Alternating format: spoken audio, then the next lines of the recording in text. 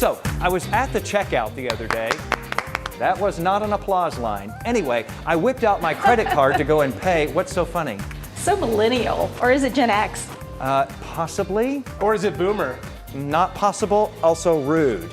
Now, I'm not going to take it personally, though, that no one guessed Gen Z.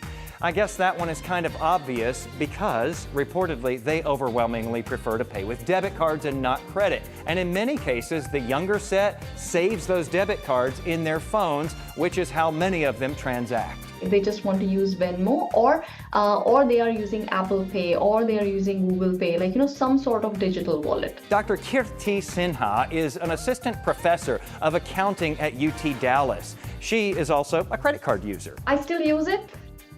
My students think I'm old, which is okay. She's drawn to the rewards points. Totally get it. But she explains that Gen Zers, including her students, are gravitating to debit. Student loan debt and high credit card interest rates are big concerns in that group.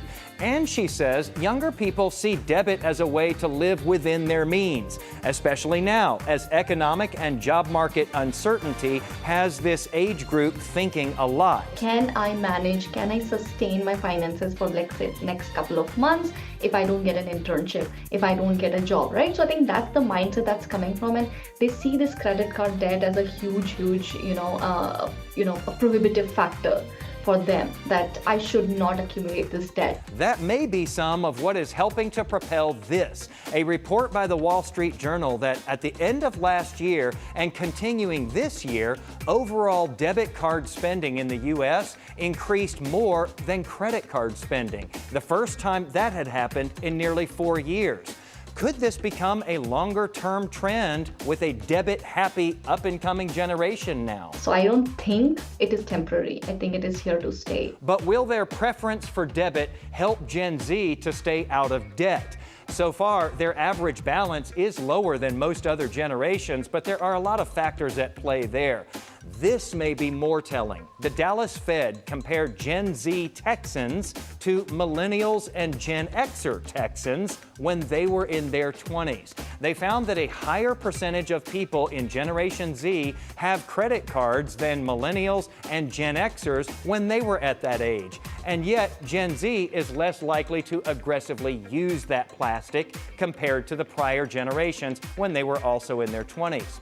Now, that tendency to use credit cards more sparingly may pay off for this younger generation, because the study also looked at two groups of 20-somethings from those previous generations, the ones who were heavy credit card users and the ones who used plastic less, like Gen Z does. They found that the ones who ran up the charges in their 20s went on to have about twice as many accounts in delinquency in their 30s, compared to the 30-somethings who had exercised that Gen Z-like discipline with their credit cards when they were in their 20s. So, good job, Gen Zers, because I was in that group and definitely ended up in that group.